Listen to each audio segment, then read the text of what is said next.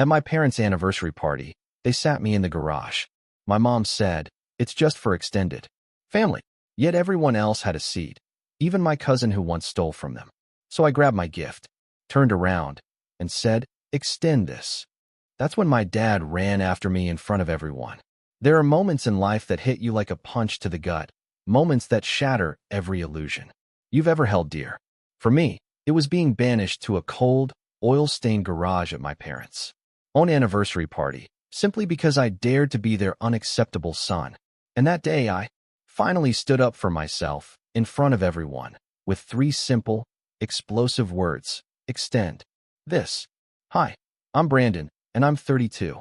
If you've ever felt like the black sheep of your family, like you're constantly fighting for a place you already deserve, then trust me, I get it.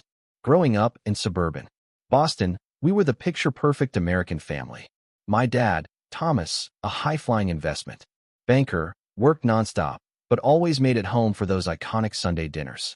My mom, Diane, ran a thriving interior design business, and our colonial home was always impeccably staged, just like our lives. I was the middle child, squeezed between my older sister, Amy, and my younger brother, Kevin. Amy, she was the golden girl, straight-A student, Harvard Medical School, cardiologist by 30. Married to another doctor, 2 perfect kids, house 3 streets from our parents, the whole dream. Then there was Kevin, 5 years my junior, the athletic star, football quarterback. He followed Dad into the investment firm, climbed that corporate ladder with effortless grace. And then there was me. From the jump, I was different. I was drawn to the arts, specifically photography. My first camera, a birthday gift from my uncle, became an extension of myself. I'd spend hours capturing light, shadows, portraits of neighborhood kids. My parents initially called it a nice hobby, but the unspoken message, the constant refrain from my father, was always clear: Brandon, photography is fine for weekends, but you need a real career. Every photograph I was proud of, every contest I won in high school, was met with a polite nod and that same dismissive line. Their support quickly morphed into mere tolerance. The tension became a living, breathing thing during my senior year. I got accepted into prestigious art schools, but they pushed for business programs. After weeks of brutal arguments, we compromised. A marketing degree with a photography minor at NYU. I thought, this will make them proud. Instead, it was the first major crack in our perfect family facade. My college years became a series of phone calls about my marketing grades, my photography successes barely acknowledged. Summers home were a blur of Amy's medical triumphs or Kevin's elite internships. My own exhibitions, a fleeting, obligatory mention before the conversation pivoted, again, to them. After graduation, I moved to New York permanently. I built a respectable career, landed campaigns with major brands, had my work featured in galleries. Each achievement, big or small, was met with the same question from my parents. That's nice, but is it stable? Have you thought about using your marketing degree more? Then came the subtle exclusions. At Thanksgiving, I'd find myself at the kids' table while cousins younger than me sat with the adults. Christmas gift exchanges? Always a generic gift card for me, while everyone else got thoughtful, personalized presents. At Kevin's graduation party, I wasn't celebrating. I was assigned to take photos, an outsider looking in. I tried so hard to win their approval. When my first major solo exhibition opened in Manhattan, I flew them in, paid for a luxury hotel, gave them the VIP treatment. They stayed 45 minutes, mostly commenting on how unusual the crowd was and asking if I'd considered more commercial work. 5 years ago, during the recession, Dad's firm struggled. Without telling anyone else, I liquidated my savings, every penny, and loaned them $60,000 to save their house. The money was eventually repaid, but the sacrifice? Never truly acknowledged, just a brief, thanks for helping out during that rough patch. Last year, I won the National Contemporary Photography Award, one of the highest honors in my field. A $100,000 grant, features in every major art publication. I called my parents, bursting with news. My mother's response: "That's wonderful, honey. Did you hear Amy just became head of cardiology?" The disappointment stung deeply, but I swallowed it, just like I Had for years. Despite everything, I kept visiting, calling weekly. Each trip to Boston, each family gathering, I arrived with a glimmer of hope. Asterisk, this time will be different. This time they'll see me. This time, I'll feel like a valued member, not an obligation. Asterisk. So, when the invitation arrived for their 35th anniversary, I saw another chance. They'd initially rented an event space, but decided on their home to make it more intimate. I cleared my calendar, booked time off, and began hunting for the perfect gift. The morning of the party, I woke before dawn in New York. I'd spent weeks tracking down a rare vintage photograph of Positano, the small Italian town where they honeymooned. This black and white print captured the exact cliffside restaurant where my father proposed. I had it professionally framed, custom mat board, a heartfelt note. It cost nearly $2,000, but I was convinced this was it. This would finally break through that wall. I dressed carefully in a tailored navy suit I'd bought just for the occasion. The drive was light, and I spent it rehearsing conversations, imagining their faces as they opened my gift. Pulling into the familiar neighborhood around 2 p.m., I saw cars already lining the street. The front yard was transformed with white roses, silver ribbons, a huge banner. Congratulations, Thomas and Diane. 35. Wonderful years. My father opened the door, his face breaking into what seemed like a genuine smile. Brandon, you made it. Come in, come in. He clapped me on the shoulder, ushering me inside. Your mother's in the kitchen. Put your gift on the table in the living room. That warm welcome, that smile, it gave me hope. Maybe this milestone had softened them. Maybe today would be different. The house was unrecognizable. Living room furniture rearranged around 3 large, elegant round tables with silver tablecloths and elaborate centerpieces. The dining room had 2 more, equally grand place cards, fine china, crystal glasses. It was stunning, clearly expensive. I placed my precious gift on a table already crowded with presents and headed to the kitchen. On the way, I greeted relatives I hadn't seen in years. My mother was directing a small army of caterers, adding final touches to canapes. When she saw me, she briefly paused. Brandon, you're early. She gave me a quick, almost perfunctory hug. Your sister is in the backyard with her kids. Kevin hasn't arrived yet. No, glad you made it. No, you look nice. Just information about my siblings, an implicit suggestion to go elsewhere. The place looks amazing, Mom. Can I help with anything? I offered. No. The caterers have it under control. Just make yourself comfortable until everyone arrives. She turned back to her staff, dismissing me. I wandered to the backyard where Amy was with her twins. She waved, a warmer hug than Mom's. Hey, stranger. Long drive. Not too bad. Place looks incredible. Mom and Dad must have gone all out. Amy nodded. Mom's been planning for months. The seating arrangements alone took weeks to figure out. She was very specific about who sits where. Something in her tone, a slight unease, pricked at me, but before I could ask, my niece and nephew bounded over. We spent the next hour catching up. As more guests arrived, as 4 o'clock approached, people started moving inside. I accepted a glass of champagne, mingled, caught up with relatives, met strangers. I even spotted cousin Jackson across the room, animatedly chatting with my mother. Jackson, my father's sister's son, the one who stole my grandmother's silver and pawned family heirlooms 5 years ago for gambling money. There had been a massive family blow-up, but apparently all was forgiven now, as my mother laughed at his story. Then, people started looking for their seats. Near the fireplace, a chart showed the seating arrangements. I approached, scanning for my name in the elegant calligraphy. Table 1, my parents. Amy and her husband, Kevin and his girlfriend, my father's brother. Tables 2 through 5, various relatives, close friends, neighbors. My name wasn't there. I rechecked, my anxiety fluttering. Nothing. Asterisk, there must be a mistake. A last-minute change. Asterisk. Just then, my mother appeared at my elbow. Brandon, there you are? We're about to start seating. She took my arm and began leading me, not toward any of the tables, but toward the garage door. We've had to make some adjustments with the seating. I've set you up in here. She opened the door, and the smell of motor oil and lawn fertilizer instantly replaced the gourmet food and floral arrangements. The concrete floor was swept, but still stained. My father's car had been moved, but tools, seasonal decorations, and boxes lined the walls. The washing machine and dryer stood in one corner. In the center of this utilitarian space was a small card table with a single folding chair. A paper plate, plastic cup, and wrapped plastic utensils sat on top.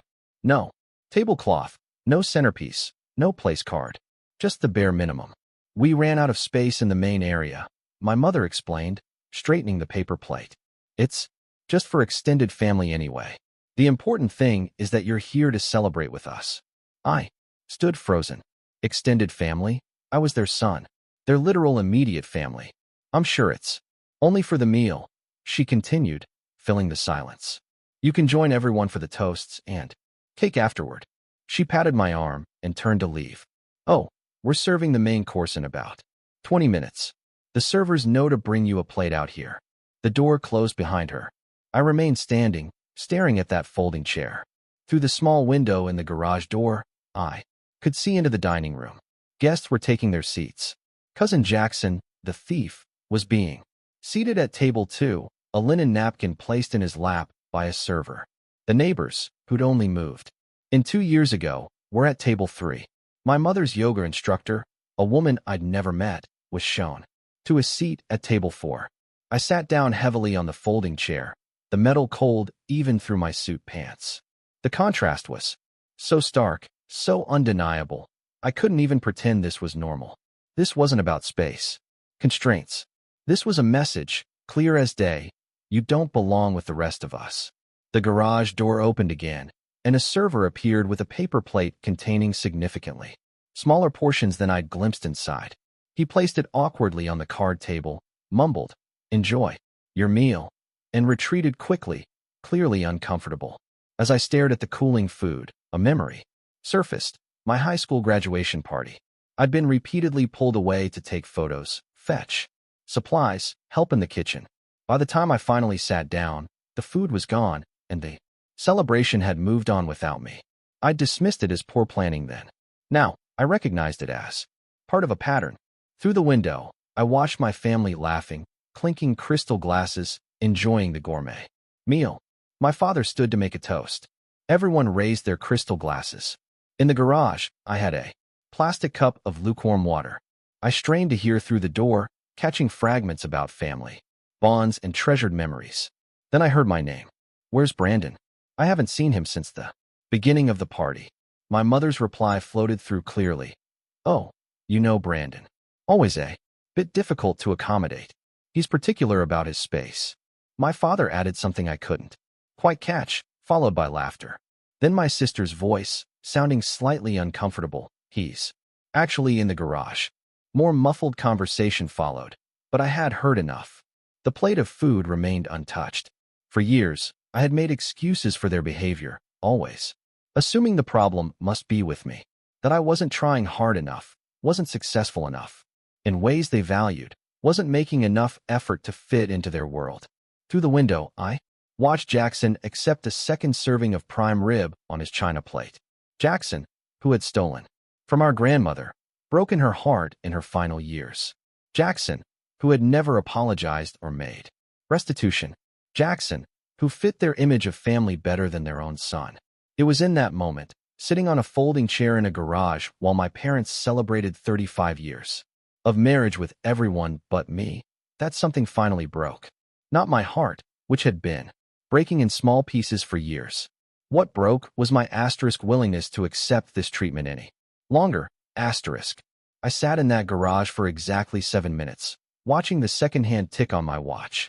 In those 7 minutes, I mentally cataloged every instance of exclusion, every dismissal, every time my achievements had been minimized while others were celebrated. The pattern was so clear now, I couldn't believe I had missed it for so long, or rather, that I had seen it, but chosen to ignore it, always hoping for change. I stood up, straightened my tie, and brushed off my suit. The decision felt surprisingly calm, almost inevitable. After 32 years, I was finally going to advocate for myself. Walking from the garage back into the main house, I passed through the kitchen. Servers glanced at me curiously but said nothing. I continued into the dining room, where animated conversations flowed. around tables of well-fed guests enjoying wine and company. As I entered, a momentary hush fell over the nearest table. My presence created a ripple effect. Conversations paused, heads turned. My mother, who was circulating, spotted me and quickly moved in my direction, clearly intent on intercepting me before I could reach the main gathering. "Brandon, is everything okay? Did you need something?" Her voice was low, her smile fixed for the benefit of watching guests. "Actually, Mom." I kept my voice level, matching her volume. "I have a question. I'm wondering why I'm the only person seated in the garage." She blinked rapidly, that fixed smile never wavering. "We've been over this, honey. We had space constraints with the seating." "Space constraints," I repeated, looking pointedly at the 5 elegant tables around us. "Yet, Jackson is seated at table 2. The neighbors who moved in 2 years ago are at table 3. Your yoga instructor is at table 4. By now, more conversations had stalled as people pretended not to listen, but were clearly straining to hear. My father noticed the disturbance and made his way over, champagne glass in hand. "What's going on?" he asked, looking between us. "Brandon is having some concerns about the seating," my mother said quickly. "I'm not having concerns, Dad. I'm asking why.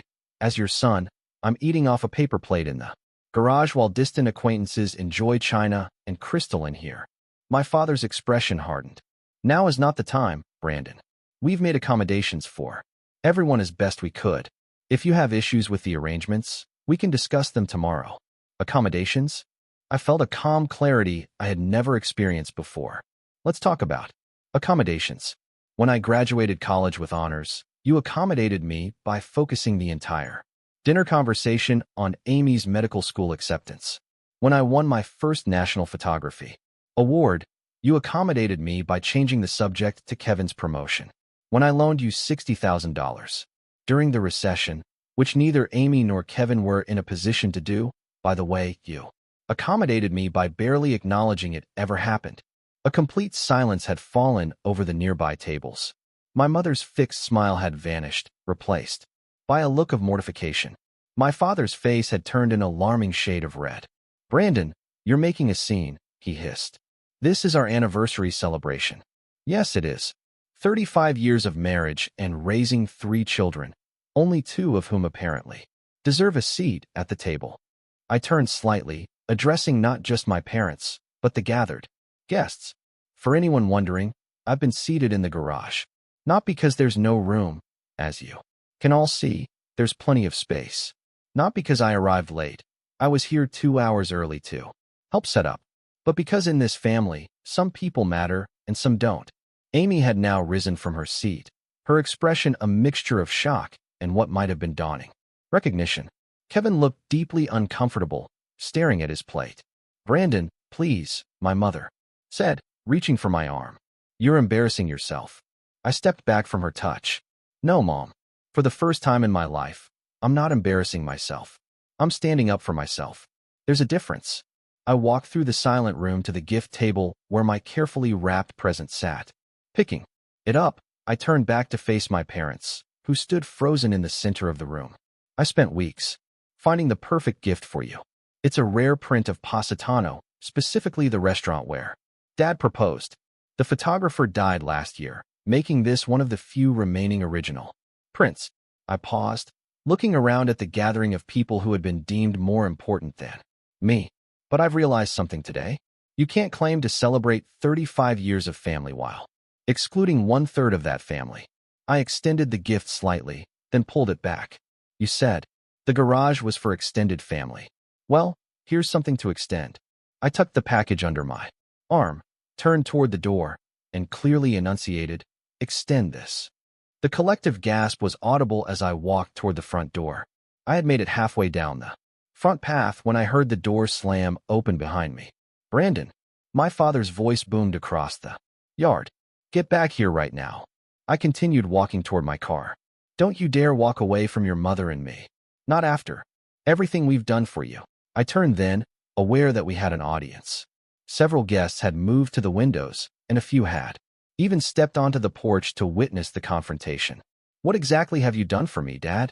Besides, make it clear at every opportunity that my choices, my career, my life don't measure up to your expectations. We put you through college. We supported you while you pursued this photography hobby. I had a partial scholarship to NYU, worked 30 hours a week throughout college, and graduated with $20,000 in student loans that I paid off myself. And photography isn't my hobby.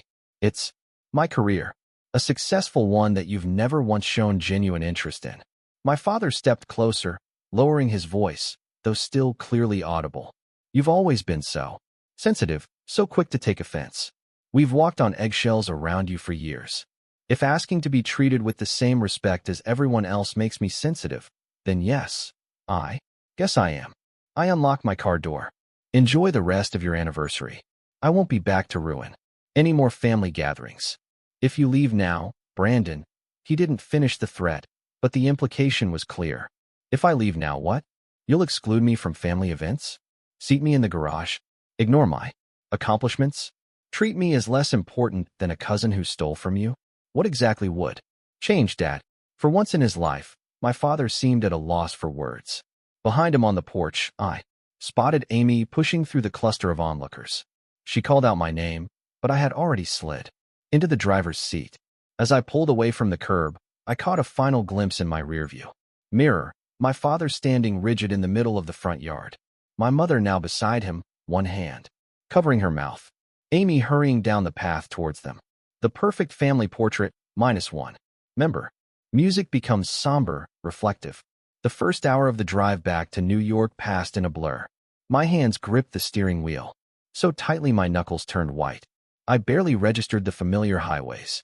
The adrenaline from the confrontation gradually faded, leaving me hollow, but somehow lighter, as if I'd set down a burden I'd been carrying for decades. Around Hartford, my phone began buzzing.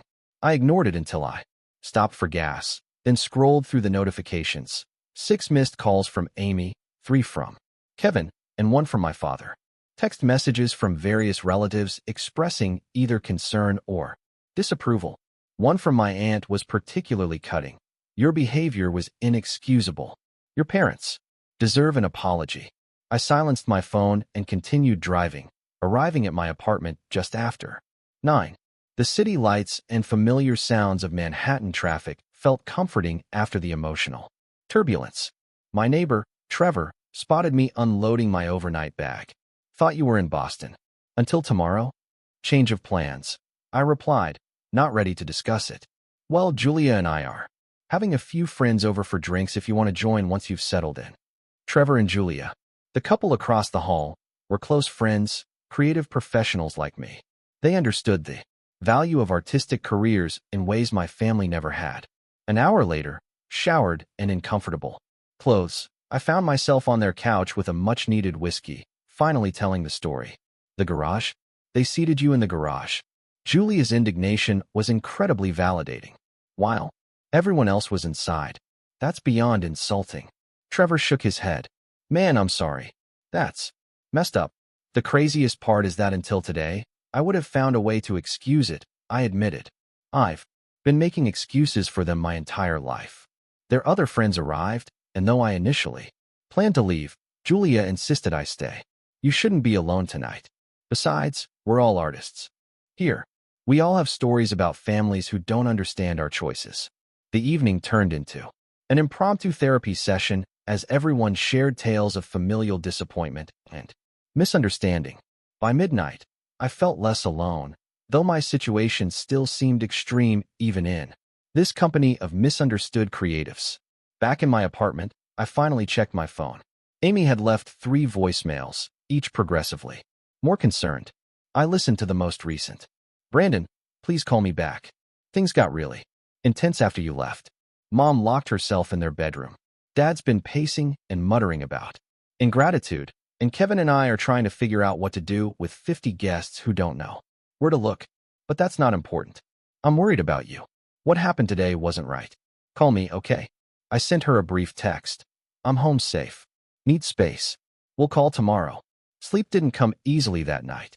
I kept replaying moments from the party, mentally extending the timeline backward through years of similar incidents I had normalized or explained away. By morning, my emotional exhaustion had transformed into a strange calm. I called into the studio where I had a shoot scheduled, then spent the day in silent reflection. Amy called around noon. Are you okay? Depends on your definition of okay. I get that. She hesitated. Look, I need to say something. I should have spoken up yesterday when I saw where they had put you. I knew it was wrong, but I just didn't want to cause problems. You've never been the one causing problems, Amy. You've been the solution, the success story, the one who did everything right according to them. That's not fair, she said, but without heat. I've just made different choices. Choices they approved of. There's a difference. She was quiet for a moment. Maybe, but I want you to know that. Kevin and I talked a lot last night after everyone left, about patterns we've all been blind to, about how differently they've treated you. This acknowledgement, after years of feeling like I was imagining things, brought an unexpected lump to my throat. Thank you for saying that. Mom's devastated, by the way. Keeps saying you misunderstood the seating arrangement. There was nothing to misunderstand about a folding chair in the garage. I know. Another pause. Dad's angry. Says you humiliated them in front of everyone. But Kevin pointed out that they humiliated you first, and that shut him up temporarily. We talked for nearly an hour. For the first time, Amy seemed to be seeing our family dynamics clearly, without the filter of being the favorite. She couldn't fix anything, but her validation meant more than I could express. Kevin called that evening, his approach more direct. So, I heard what went down after I got there. The garage thing is completely messed up. He laughed softly. Yeah, Dad's telling everyone you overreacted, but I called him on that. Told him if he'd been put in the garage, he'd have done worse. Then walk out. I smiled despite myself. Kevin had always been the most straightforward of us. They're worried about what people will think, he continued. All these relatives and friends witnessed their son walk out, saying he'd been excluded. Doesn't fit the perfect family image they've crafted. Not my problem anymore. Respect, Kevin said simply. You going to talk to them anytime soon? Not planning on it. Can't blame you. Listen, this doesn't change anything between us, right? We still good. We're good, I assured him. The next week passed in a strange limbo. I returned to work, finding solace in my photography. Friends provided support and distractions. My phone remained conspicuously silent from my parents. Numbers. Trevor convinced me to join a therapy session, something I'd considered but never pursued. The therapist, Dr. Lena Wilson, specialized in family dynamics. In our first session, she listened to my story without judgment, then asked a question that shifted my perspective. What would you tell a friend who was treated this way by their family? The answer came immediately. To stop accepting it. To recognize their worth isn't determined by people who can't see their value. Exactly, she nodded. Now you need to tell yourself the same thing. 2 weeks after the anniversary party, I channeled my emotions into a new photography project, exploring themes of belonging, exclusion, and found family. The images were raw and personal in a way my commercial work never could be. My agent saw the first few prints and immediately began discussions with galleries. The first direct contact from my parents came 19 days after the party. An email from my mother with the subject line, "We need to talk." The body contained just 3 sentences. Your father and I are very hurt by your behavior at our anniversary. We've always supported you in everything you've done. Please call when you're ready to apologize. I showed it to Dr. Wilson at our next session. Notice how there's no acknowledgement of your feelings or experience, she pointed out. This is about their hurt, their narrative of support, and their expectation of an apology from you. So what do? I asked. What do you want to do? I considered this carefully. Part of me wants to never speak to them again. Another part wants to try one more time to make them understand, but I don't know if that's possible. Those are both valid responses, she said. The question is, which serves your well-being better in the long run? I didn't have an answer yet, but for the first time, I was prioritizing my own well-being in relation to my family. That alone felt like progress. 2 months passed without direct contact from my parents. Amy and Kevin called regularly, creating a bridge that allowed family news to reach me without requiring direct interaction with our parents. Through them, I learned that my mother had told relatives I was going through a phase and would come around eventually. My father, predictably, had doubled down on his position that I had overreacted and embarrassed the family. They're rewriting history, Amy explained during one of our calls. According to Mom, they put you in the garage because you once mentioned liking quiet spaces away from crowds. Dad claims they were going to invite you to join everyone for the toasts, but you left before they could. That's gaslighting, I replied, using a term Dr. Wilson had introduced me to. They're trying to make me question my own experience. I know. Kevin and I both called them out on it, but they just changed the subject. These conversations with my siblings became an unexpected source of healing. Amy confessed that she had always been aware of the preferential treatment she received, but had been too uncomfortable to acknowledge it. It benefited me, so I didn't question it. I'm sorry for that, Brandon.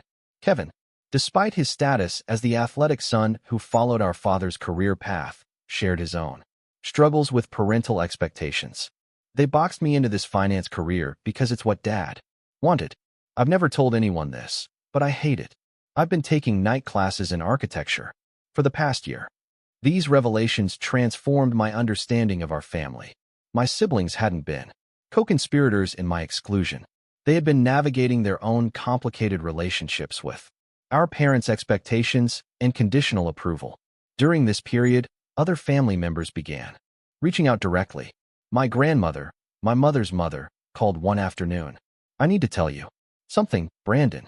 I was at that anniversary party, and what happened to you wasn't right. I should have said something at the time, but at 87, I've grown too accustomed to keeping the peace.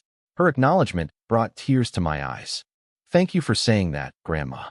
Your grandfather and I always thought you were brave to pursue your passion. He used to say you were the only one in the family with the courage to chart your own course. This conversation led to reconnections with other relatives who had witnessed similar treatment over the years but never spoken up. My cousin Eliza shared that at family gatherings, she had noticed how my parents would interrupt me or change the subject when I talked about my work. Uncle Peter admitted he had seen me being excluded from family photos and activities, but had dismissed it as coincidence until the garage incident made the pattern undeniable. I threw myself into my new photography project, which had evolved into a series titled Visible, Invisible. Each image explored the paradox of being physically present yet emotionally erased within family structures. The work was deeply personal but resonated universally, touching on experiences many people had never articulated but immediately recognized. In September, for months after the anniversary party, the series debuted at a prestigious Chelsea gallery. The opening night drew critics, collectors, and a substantial crowd.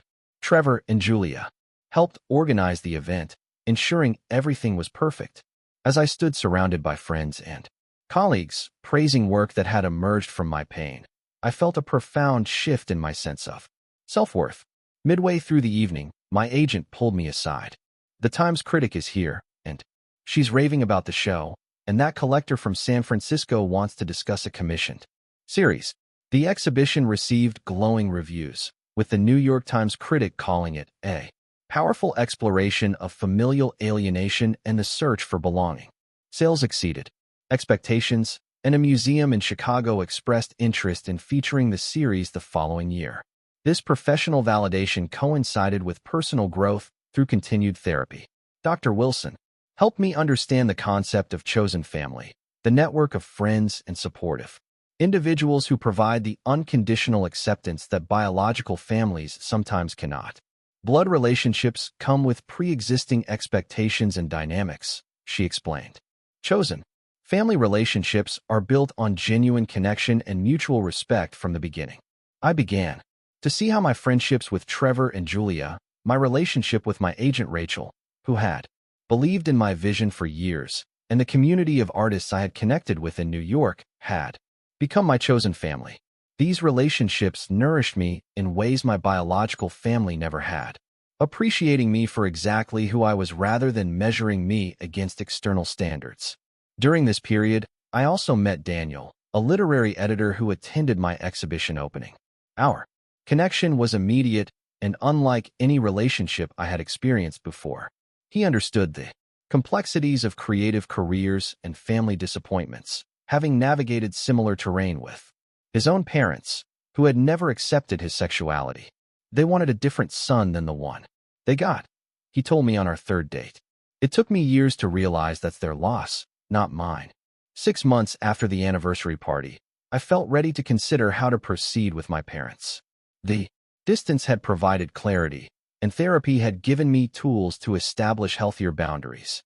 I no longer needed their approval to feel successful or worthy, but I had to decide whether to attempt rebuilding the relationship on new terms or to accept the estrangement as permanent. Kevin called with news that complicated this decision. Our father had experienced chest pains and undergone tests, revealing moderate heart disease. He wasn't in immediate danger, but had been prescribed medication and lifestyle changes. He's using it to guilt everyone, Kevin reported. Keeps saying the stress of family problems contributed to his condition. Is he specifically blaming me? I asked. Not directly, but the implication is clear. Mom's more explicit. Told Amy your dramatic exit at the anniversary party was the beginning of his health issues. I discussed this with Dr. Wilson. This is a common tactic, she advised. Health problems become a way to regain control and avoid accountability. The question is whether you're strong enough in your boundaries to engage without being manipulated. After careful consideration, I decided I was ready to have one conversation with my parents. Not to repair everything, but to express my perspective clearly and establish boundaries for any future relationship. I drafted what Dr. Wilson called a boundary letter, outlining the patterns of behavior I would no longer accept and the conditions under which I would consider rebuilding a relationship. The upcoming Thanksgiving holiday loomed as a natural deadline. Amy had already called to discuss plans, mentioning awkwardly that our parents assumed I wouldn't be attending. Actually, I told her, I think it's time we talked, but on my terms, not theirs. Exactly 6 months after the anniversary party, I sent my parents an email proposing a meeting at a neutral location, a quiet restaurant halfway between Boston and New York. I was clear that this wasn't about apologizing, but about establishing whether a healthier relationship was possible. Moving forward, their response came from my mother 2 days later. We're willing to meet. Your father's health hasn't been good, so please keep that in mind. The passive-aggressive implication wasn't lost on me, but I refused to take the bait. On a crisp November Saturday, I arrived at the restaurant 15 minutes early, selecting a corner table that offered privacy without isolation. My parents walked in precisely on time, my father looking somewhat thinner than I remembered, but hardly the frail invalid my mother's message had implied. The initial greetings were awkward. No hugs, just stiff nods and uncomfortable smiles. After ordering drinks, an uncomfortable silence settled until my father cleared his throat.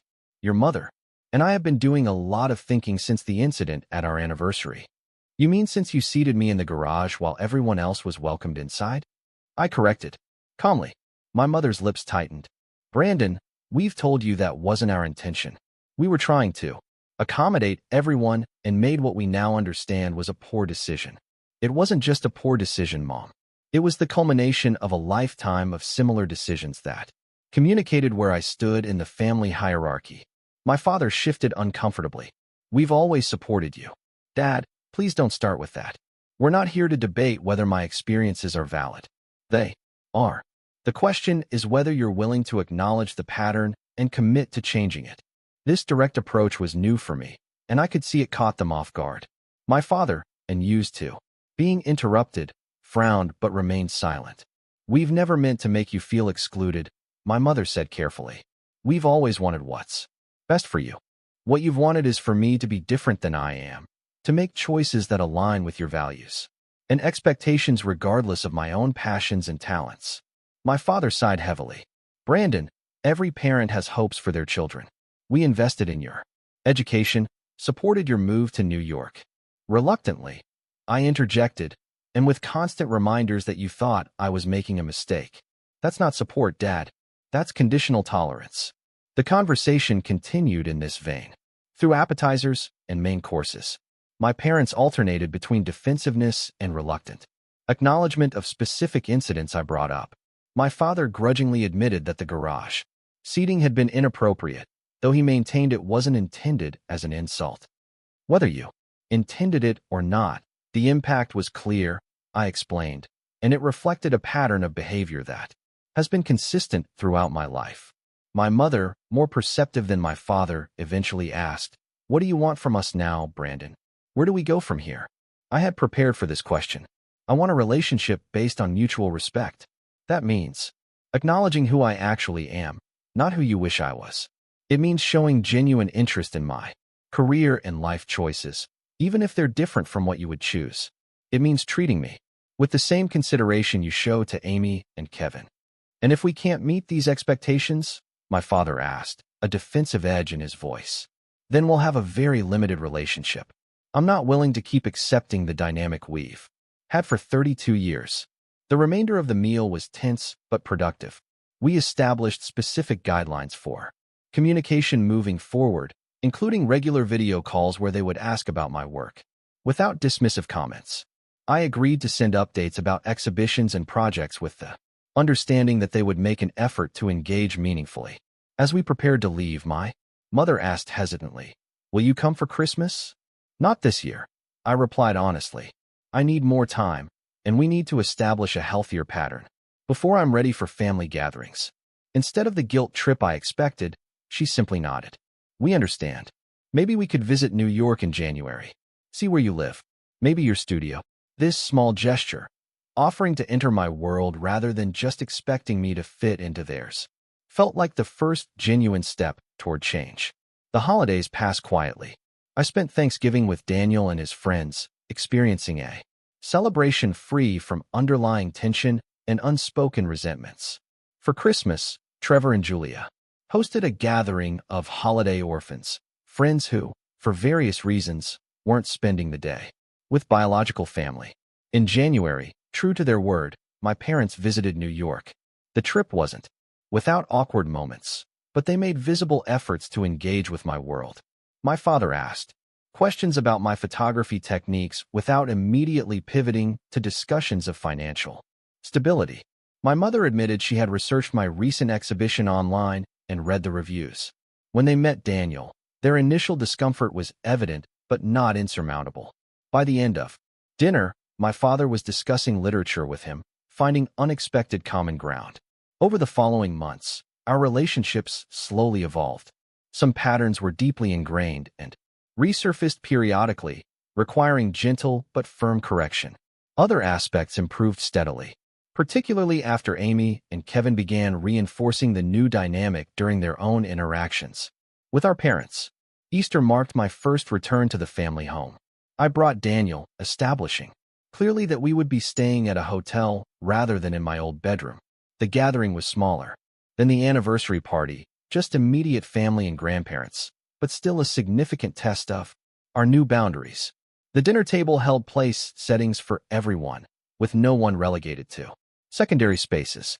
When conversation turned to careers, my mother made a point of asking about my upcoming projects before discussing Amy's hospital work or Kevin's architectural studies.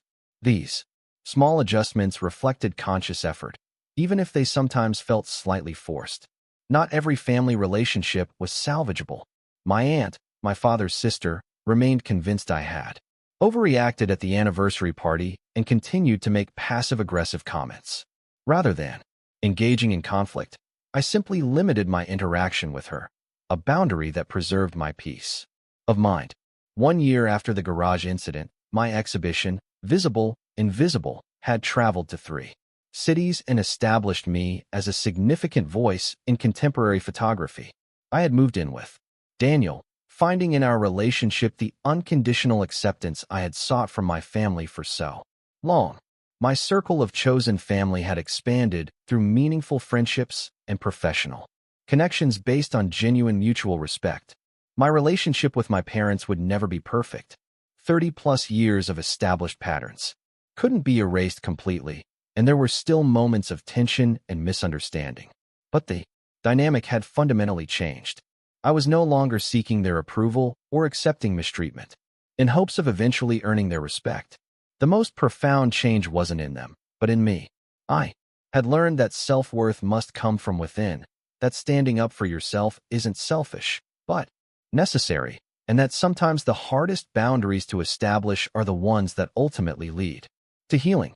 For anyone watching who recognizes their own family dynamics in my story, remember that you deserve to be valued exactly as you are. Sometimes the people who should love us unconditionally aren't capable of doing so, and that's about their limitations, not your worth. Building boundaries isn't about punishing others. It's about protecting yourself and creating space for healthier relationships to grow. If you've experienced similar family dynamics, I'd love to hear your story in the comments. How did you handle it? What boundaries have you created? Like and subscribe if this resonated with you, and share with someone who might need to hear that they deserve a seat at the table, not in the garage. Thank you for listening to my journey from exclusion to self-respect. Sometimes the most difficult confrontations lead to the most important growth. I'm grateful for every step of this path, even the painful ones, because they led me here to authenticity and true belonging.